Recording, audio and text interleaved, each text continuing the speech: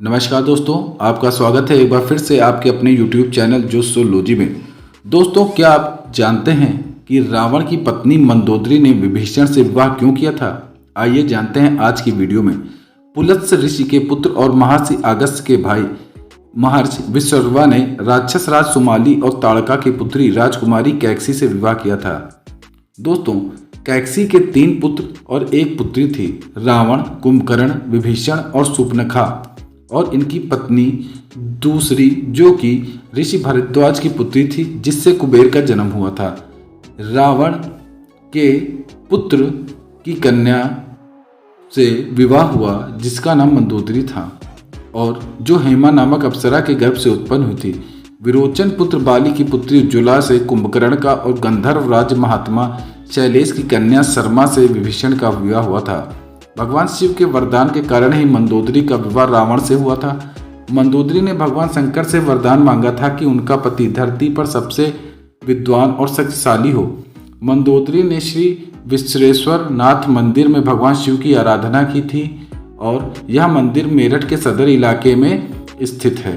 दोस्तों, कहा जाता है कि रावण और मंदोदरी की मुलाकात इसी मंदिर में हुई थी। रावण की कई रानियां थीं, लेकिन लंका की रानी सिर्फ मंदोदरी को ही माना जाता है। 5 कन्याओं में से एक मंदोदरी को चिरकुमारी के नाम से जाना जाता है। अपने पति रावण के मनोरंजन के लिए मंदोदरी ने ही शतरंज के खेल का प्रारंभ किया था। मंदोदरी से रावण को पुत्र मिले: अक्षय कुमार, मेघनाद, अतकाय, महोदर, प्रहस्त, विरूपाक्ष और भीम को भी उनका पुत्र माना जाता है। एक कथा यह है कि रावण की मृत्यु एक खास बाण से हो सकती थी और इस बात की जानकारी मंदोदरी को थी। मंदोदरी ने हनुमान जी को इस बाण का पता बताया था और जिसके कारण राम रावण का वध करने में सफल हो पाए।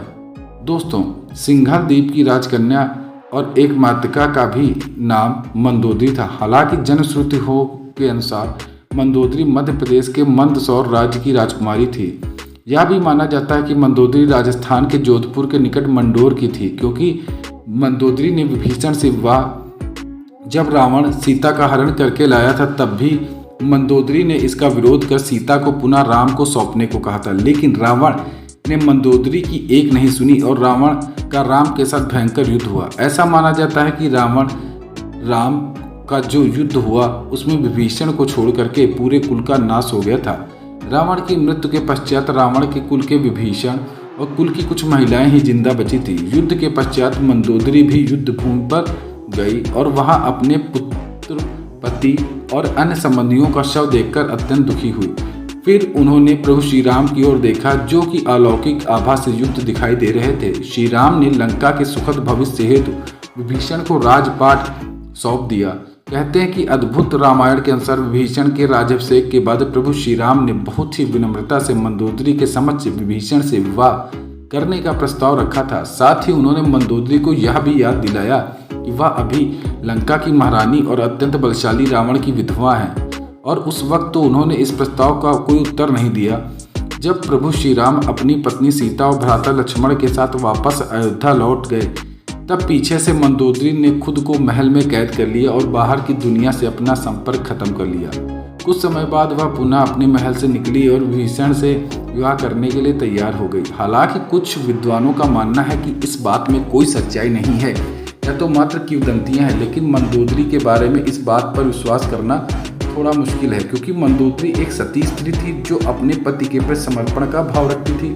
ऐसे में मंदोदरी का विभीषण से विवाह करना अपने आप में हैरान करने वाली घटना है। हालांकि रामायण में ऐसे कई अजीब किस्से हैं। यह भी सोचने में आता है कि कुछ समाजों में प्राचीन काल से ही प्रचलन था कि जिसमें पत्नियां अपने देवर के साथ विवाह कर सकती थी, जैसे कि सुग्रीव ने बाली के मारे जाने पर उसकी पत्नी से विवाह कर लिया। तो दर्शकों, आज का सवाल यह है कि क्या आप बता सकते हैं कि भगवान राम के पिता का क्या नाम था?